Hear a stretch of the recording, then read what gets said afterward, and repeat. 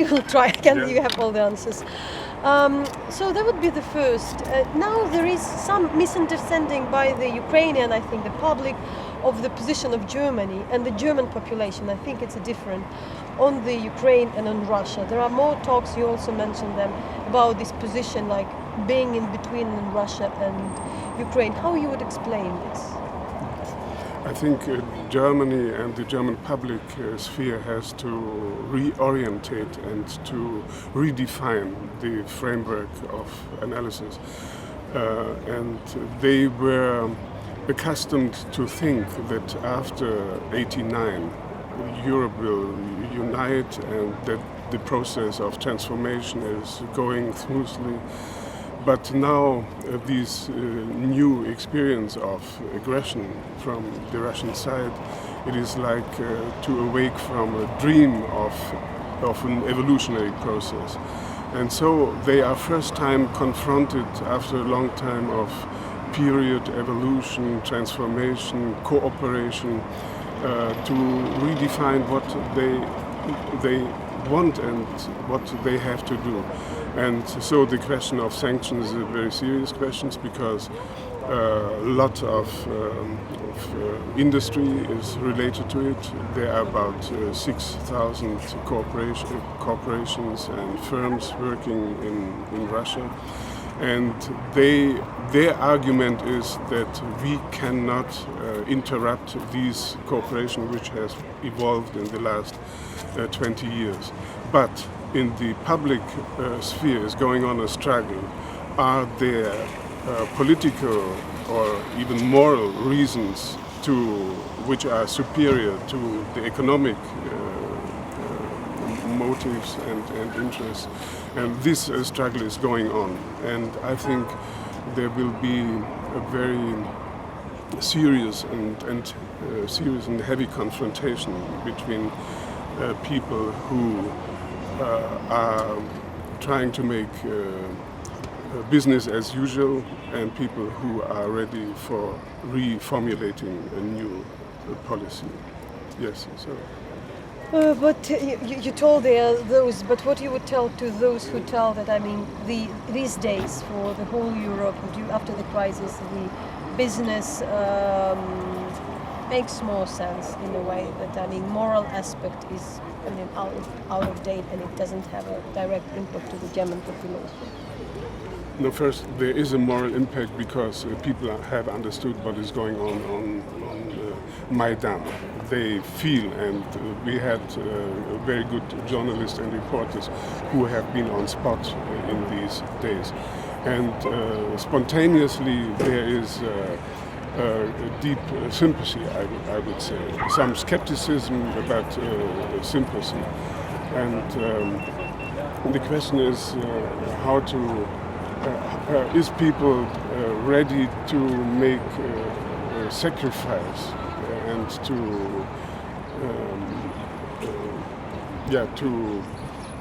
not only to think about how to live comfortably, but that there is something more than economic interest.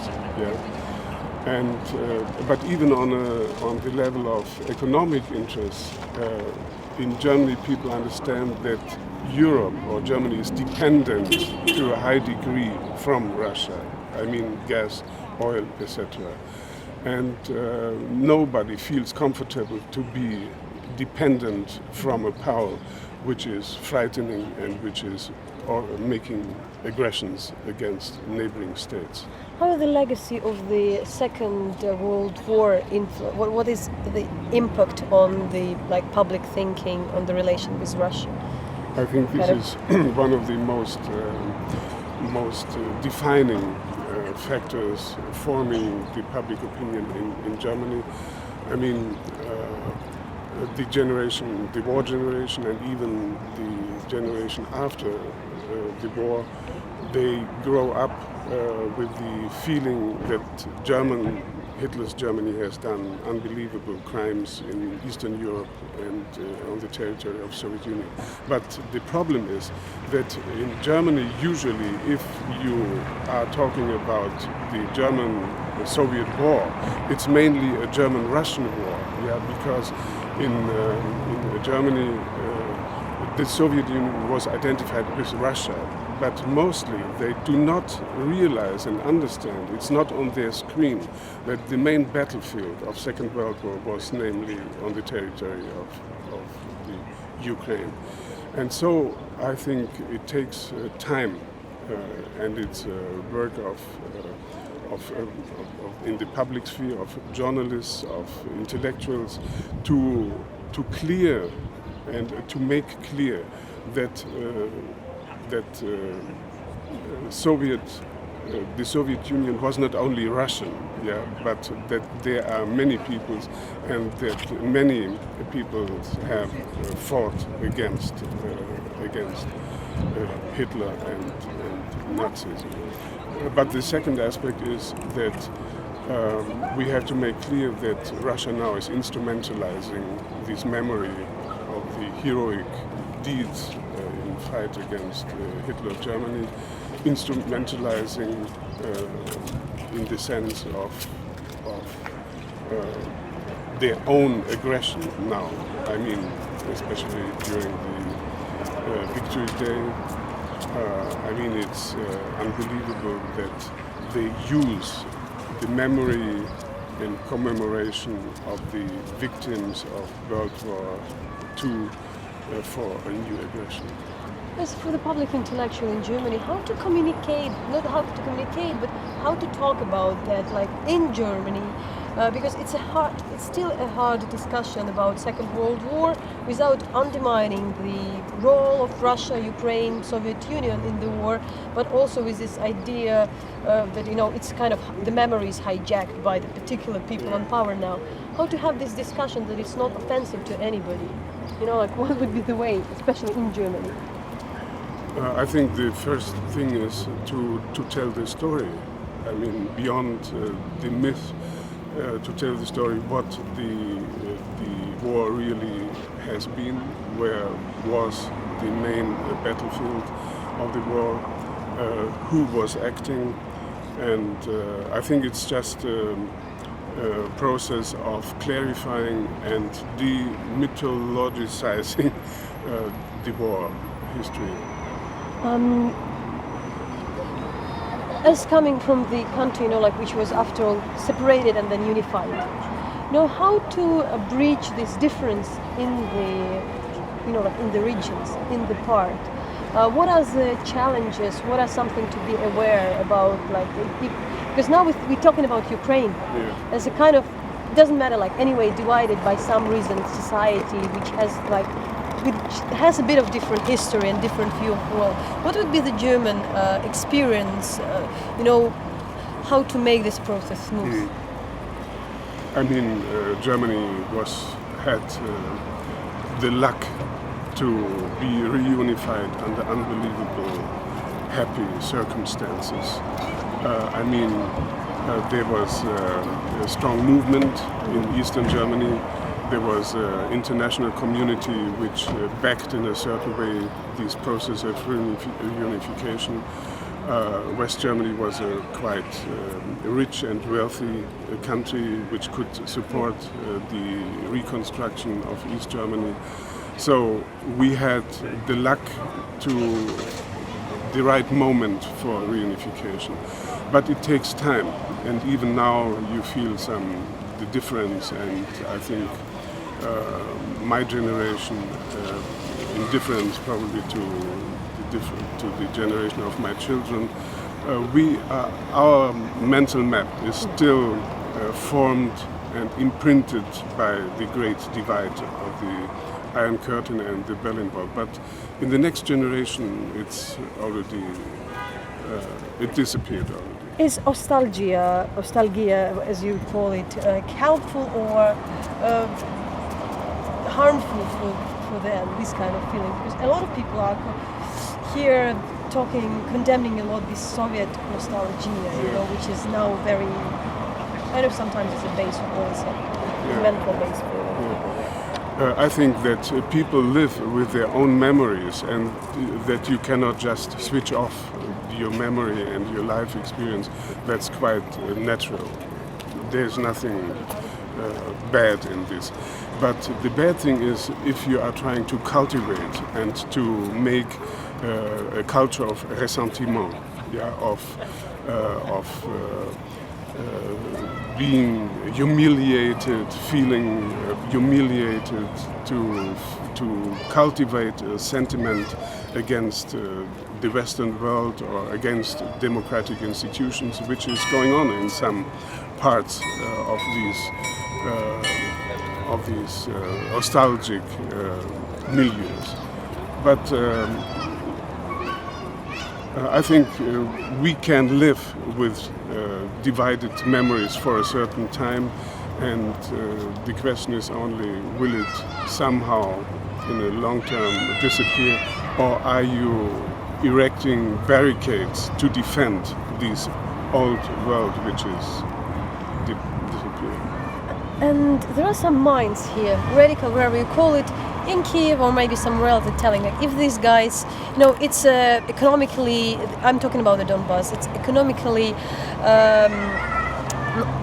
most deprived region. It's like maybe it would be better to give it up and let them sort it out, because why we should support them? We are more advanced. What is the danger of this position? And I mean, because I was always given the example that the Western Germany came and supported, and probably there were people in the Western Germany who didn't want to have this burden of the huge amount of money which were paid, to more deprived part of the country. How you kind of talk about those who don't want to share? That's true. People got to understand that this reconstruction and the financing of the reunification process was not easy. But I mean, the mainstream was that reunification is good. There was even a pathetic mood to make this reunification, and I'm convinced that the Donbass belongs to the Ukraine. And I have to say, I was first time in Donetsk a couple of weeks ago, before all these clashes and before these terrorist activities. I think it is an integral part of the Ukraine, and Ukraine is a kind of micro-Europe. You have the Lviv situation, you have the Donetsk, you have the Black Sea, the Kharkiv. So it's a very rich country in the sense of different cultures, an industrial culture, etc. And I have been in the museums, in the Krayevichesky Museum in Donetsk, and I have to say this is a great story of industrialization of a working class movement. And I think if you can put this history out of the hands of the terrorist-dominated region and integrate into Ukrainian history, it will be great. How you made it in the Ruhr? Because I'm talking about the minor, these kind of industrial regions where then had experience of changing. What would be the way? Because the way it was done in the UK, everybody now found by Thatcher, like the closure of the mines was pretty harmful to society. But what was a German model? Because some industry just out of date, you should do something. Yes, of course. But yeah, how to work with the people. Area, but it was also a quite hard process. I mean, there was loss of jobs, millions, and there were protests in the 60s. Even right-wing parties were successful. But it was a harmful process, and it has not yet finished in some areas. But it was a nationwide task, this reconstruction, and I think it was quite successful. What to that point the German state proposed to these people as an idea, maybe? To help investors and to transform the old industrial sites into post-industrial. I mean, there are new centers of media industry and information technologies and car industry. And 2 years ago, I think the Ruhr area was the cultural capital of Europe, an entire region, not only a single city. And the last but And I would like you have in Ukraine a number of European cultural capitals. Yeah, for instance, I would like to bring all European architects to Kharkiv to have a look on these huge and the most important constructivist ensemble which exists in Europe. You have not in Amsterdam, not in Rotterdam, not in Barcelona, not in Moscow. This kind of or to Odessa. I mean, every German is dreaming about to going to New Orleans, but he can go in 2 hours from Berlin to Odessa, yeah, and to have the Black Sea culture, to have this huge, the center of European culture. So, should have a good jazz festival there. And Jazz blues, Festival, blues, I mean, Leshchenko and Utyosov and others. Yeah. And one thing that also bothers me a lot about like having the basic experience from the past.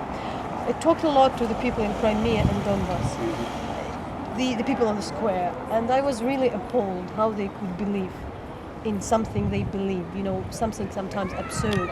I'm talking about the people who would be, you know, the cannibals in Kiev, cannibalism in Kiev, like something, all these beliefs in Putin.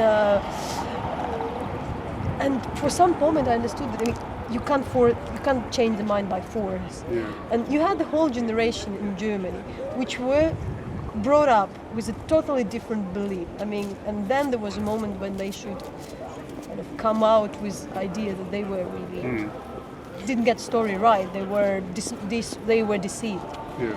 How you work? What can be the way how to work with the people? You don't brainwash people, but there is something. You mean the process after 45? Yeah, the process after 45. How is it to wake up and to know that everything you knew was actually a lie?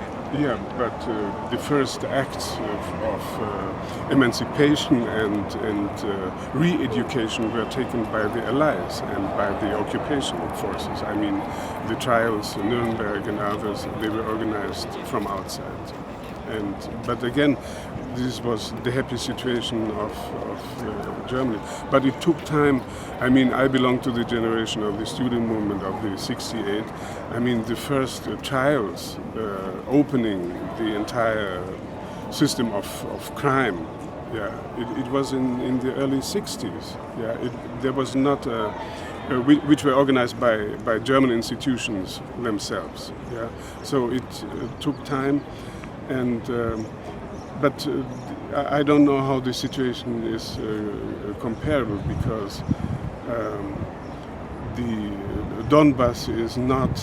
It maybe not the scale, but what is a person who on the one day understood that everything he believed in some kind of time wasn't really true? This is hard, even like from any kind of mental point of view. You just resist to The admit main this. thing was the success story of economic reconstruction. Yeah, to open up and to start from anew. I mean, Germany was at the end, but they had some chances to start anew, and I would say there would not have been this transformation of brains, ideas, of the minds without this success story. But the first was to take on, to work and to reconstruct the destroyed country. In the last short, here people are discussing how to use what's happening in Ukraine. Is it the crisis? Is it the war? Is it the civil war? Is it the popular process? You know, what would be the word to describe? You know, the wording for what's happening in Ukraine. Yeah, it's very hard to describe because here you have a city and you have discussion, you have an open discourse, and you cannot believe that you are in a country where on the fringes and at the borders are going on battles and victims but we know that it is taking place. I think it is a kind of war, subsidized and inspired from outside. If this inspiration and organization would not exist from outside, I think the Ukraine would be able to reorganize and to solve the problems much easier. Thank you so much. It was really interesting. Just one moment, so we would stand and they would make Yeah. the video. Yeah, I mean, you would like to No, I don't expect. I mean, but you asked there. Yeah, we don't expect. Trying to have this precise question. I mean, you can't build home service. Not really. Yeah, I've been to it. Yeah, and I've seen, I guess, some documentaries that really about it. And yeah, I think it molds up because like statue experience was not.